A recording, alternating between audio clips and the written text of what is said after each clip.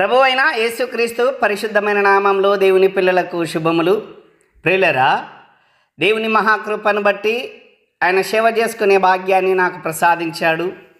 ఎన్నిక లేని నన్ను ఎన్నుకొని తన పనికి వాడుకుంటున్నాడు. అందును బట్టి ఆయనను స్తుతిస్తూ ఉన్నాను. ప్రియులరా, ఎంపీఆర్ మెసేజ్ అను యూట్యూబ్ ఛానల్ ద్వారా ప్రసారం అవుతున్నటువంటి ఈ వీడియో సందేశాలు మీ ఆత్మీయ జీవితానికి మేలుకరంగా ఉన్నాయి అని భావిస్తే తప్పకుండా సబ్స్క్రైబ్ చేసుకునండి. అలాగే వీడియో ఓపెన్ చేసిన వెంటనే లైక్ చేయటం మర్చిపోవద్దు. ఈ వీడియో సందేశాలు మీ ఇరుగు పొరుగు వారికి, మీ స్నేహితులకు, మీ బంధువులకు షేర్ చేయండి.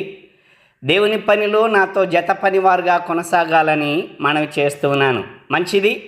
ప్రియులరా, మత్తయి సువార్త గ్రంథ ధ్యానాలలో ఇంతవరకు 5 అధ్యాయాలు పూర్తిగా ధ్యానం చేసుకోగలిగాము. ఈ వీడియోలో 6వ అధ్యాయాన్ని ధ్యానం చేసుకుందాం. మత్తయి సువార్త 6వ అధ్యాయము 1వ వచనము. మనుషులకు కనబడవలేనని వారి ఎదుట మీ నీతి కార్యము చేయకుండా జాగ్రత్త పడుడి. లేని ఎడల పరలోకమందున్న మీ తండ్రి యొద్ద మీరు ఫలము పొందరు. కావున నీవు ధర్మము చేయునప్పుడు మనుషుల వలన ఘనత నొందవలెనని వేషధారులు సమాజ మందిరములలోను వీధులలోనూ చేయులాగున మీ ముందర బూర ఊదింపవద్దు. వారు తమ ఫలము పొంది ఉన్నారని నిశ్చయముగా మీతో చెప్పుచున్నాను. నీవైతే ధర్మము చేయునప్పుడు నీ ధర్మము రహస్యముగా నుండు నిమిత్తము నీ కుడి చెయ్యి చేయునది నీ ఎడమ చేతికి తెలియక ఉండవలెను. అట్లయితే రహస్యమందు చూచు నీ తండ్రి నీకు ప్రతిఫలమిచ్చును. 5వ వచనం. మరియు మీరు ప్రార్థన చేయునప్పుడు వేషధారుల వలె ఉండవద్దు, మనుషులకు కనబడవలేనని సమాజ మందిరములలోనూ వీధుల మూలలలోనూ నిలిచి ప్రార్థన చేయుట వారికి ఇష్టము. వారు తమ ఫలము పొంది ఉన్నారని నిశ్చయముగా మీతో చెప్పుచున్నాను. నీవు ప్రార్థన చేయునప్పుడు నీ గదిలోనికి వెళ్ళి తలుపు వేసి రహస్యమందున్న నీ తండ్రికి ప్రార్థన చేయుము. అప్పుడు రహస్యమందు చూచు నీ తండ్రి నీకు ప్రతిఫలమిచ్చును. మరియు మీరు ప్రార్థన చేయునప్పుడు అన్యజనుల వలె వ్యర్థమైన మాటలు వచింపవద్దు. విస్తరించి మాటలాడుట వలన తమ మనవి వినబడునని వారు తలంచుచున్నారు. మీరు వారి వలె ఉండకుడి. మీరు మీ తండ్రిని అడగక మునుపే మీకు అక్కరగానున్నవేవో ఆయనకు తెలియను. కాబట్టి మీరిలాగు ప్రార్థన చేయుడి. పరలోకమందున్న మా తండ్రి, నీ నామము పరిశుద్ధపరచబడునుగాక. 10వ వచనం. నీ రాజ్యము వచ్చుగాక.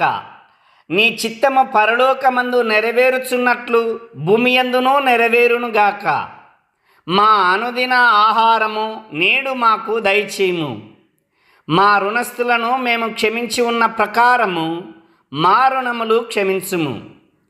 మమ్మను శోధనలోనికి తేక దుష్టుల నుండి మమ్మను తప్పించుము.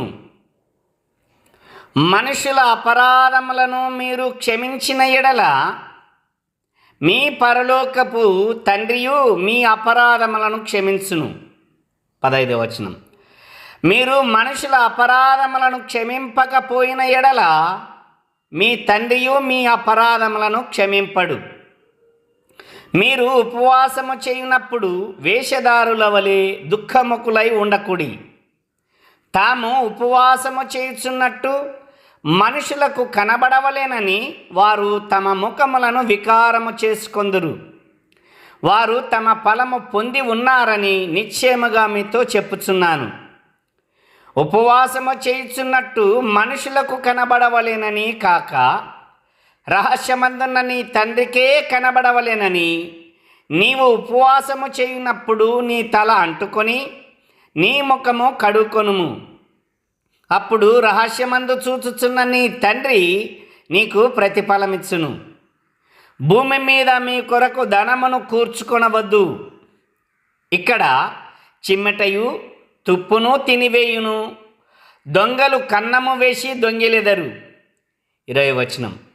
పరలోకమందు మీ కొరకు ధనమును కూర్చుకొనుడి, అచ్చట చిమ్మెట అయినను తుప్పైనను దాన్ని తినివేయదు, దొంగలు కన్నము వేసి దొంగలరు. నీ ధనమెక్కడ నుండునో అక్కడనే నీ హృదయము ఉండును. దేహమునకు దీపము కన్నే గనుక నీ కన్ను తేటగా నుండిన ఎడల నీ దేహమంతయు వెలుగుమయమై ఉండును.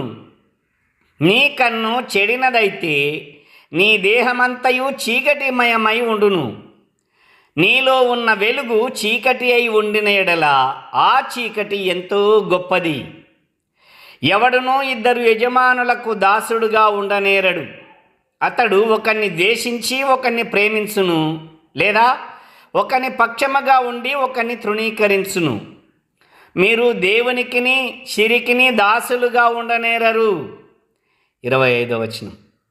అందువలన నేను మీతో చెప్పున్నదేమనగా, ఏమి తిందుమో ఏమి త్రాగుదుమో అని మీ ప్రాణమును గూర్చి అయినను, ఏమి ధరించుకుందుమో అని మీ దేహమును గూర్చి అయినను చింతింపకుడి.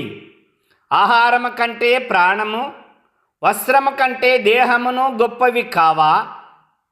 ఆకాశ పక్షులను చూడుడి, అవి విత్తవు, కోయవు, కొట్లల్లో కూర్చుకొనవు, అయినను మీ పరలోకపు తండ్రి వాటిని పోషించుచున్నాడు. మీరు వాటికంటే బహుశ్రేష్ఠులు కారా? మీలో ఎవడు చింతించుట వలన తన ఎత్తు మూరెడెక్కువ చేసుకొనగలడు? వస్త్రములను గూర్చి మీరు చింతింపనేలా? అడవి పువ్వులు ఎలాగూ ఎదుగుచున్నవో ఆలోచించుడి. అవి కష్టపడవు, ఉడకవు, అయినను తన సమస్త వైభవముతో కూడిన సొలొమోను సహితము వీటిలో ఒకదాని వలెనైనను అలంకరింపబడలేదు. 30. నేడుండి రేపు పొయ్యిలో వేయబడు అడవి గడ్డిని దేవుడు ఇలాగూ అలంకరించిన ఎడల, అల్ప విశ్వాసులారా, మీకు మరి నిశ్చయముగా వస్త్రములు ధరింపజేయును గదా. కాబట్టి ఏమి తిందుమో ఏమి త్రాగుదుమో ఏమి ధరించుకొందుమో అని చింతింపకుడి. అన్యజనులు వీటన్నిటి విషయమై విచారింతురు. ఇవన్నీ మీకు కావలెనని మీ పరలోకపు తండ్రికి తెలియను. కాబట్టి మీరు ఆయన రాజ్యమును నీతిని మొదట వెదుకుడి, అప్పుడు అవన్నీ మీకు అనుగ్రహింపబడును. రేపటిని గూర్చి చింతింపకుడి, రేపటి దినము దాని సంగతులను గూర్చి చింతించును. ఏనాటి కీడు ఆనాటికి చాలును. దేవునికి స్తోత్రాలు. ఈ అధ్యాయానికి సంబంధించినటువంటి ప్రశ్నలను కూడా చూద్దాం. మొదటి ప్రశ్న, యేసుక్రీస్తు బోధలో ఎవరి ఎదుట నీతి కార్యము చేయవద్దని చెప్పాడు? యేసుక్రీస్తు బోధలో ఎవరి ఎదుట నీతి కార్యము చేయవద్దు అన్నాడు? 2, ధర్మము చేయనప్పుడు పాటించవలసినది ఏమిటి? ధర్మము చేయనప్పుడు పాటించవలసినది ఏమిటి? 3, ప్రార్థన చేయనప్పుడు ఎవరికి కనబడవలెనని చేయాలి? ప్రార్థన చేయనప్పుడు ఎవరికి కనబడవలెనని చేయాలి? 4, వేషధారులు ఏ విధంగా ప్రార్థన చేస్తారు? వేషధారులు ఏ విధంగా ప్రార్థన చేస్తారు? 5, మన అపరాధములు ఎలా క్షమించబడతాయి? మన అపరాధములు ఎలా క్షమించబడతాయి? 6, ఉపవాస ప్రార్థనను వేషధారులు ఎలా చేస్తారని యేసు చెప్పాడు? ఉపవాస ప్రార్థనను వేషధారులు ఎలా చేస్తారని చెప్పాడు? 7, పరలోక తండ్రికి చేసే ఉపవాస ప్రార్థన ఎలా చేయాలి? పరలోక తండ్రికి చేసే ఉపవాస ప్రార్థన ఎలా చేయాలి? 8, ధనమును గూర్చి మనకు చెప్పిన బోధ ఏమిటి? ధనమును గూర్చి మనకు చెప్పిన బోధ ఏమిటి? 9, దేహము విషయంలో మనము తీసుకోవలసిన జాగ్రత్తలు ఏమిటి? దేహము విషయంలో మనము తీసుకోవలసిన జాగ్రత్తలు ఏమిటి? 10, ఆహారము వస్త్రములను గూర్చి యేసు చేసిన బోధ ఏమిటి? ఆహారమును వస్త్రములను గూర్చి యేసు చేసిన బోధ ఏమిటి? 11, మన విషయములో కావలసినవి ఎవరికి తెలుసని యేసు చెప్పాడు. మన విషయములో మనకు కావలసినవి ఎవరికి తెలుసని యేసు చెప్పాడు. 12. దినమును గూర్చి చెప్పిన బోధ ఏమిటి? దినమును గూర్చి చెప్పిన బోధ ఏమిటి? 13. ఈ అధ్యాయములో ఎన్ని వచనాలున్నాయి?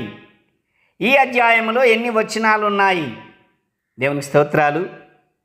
ప్రియులరా, ఈ 6వ అధ్యాయానికి సంబంధించినటువంటి ప్రశ్నలకు సమాధానాలు మరొక వీడియోలో చూద్దాం. దేవుడు మిమ్మల్ని దీవించునుగాక. ఆమేన్.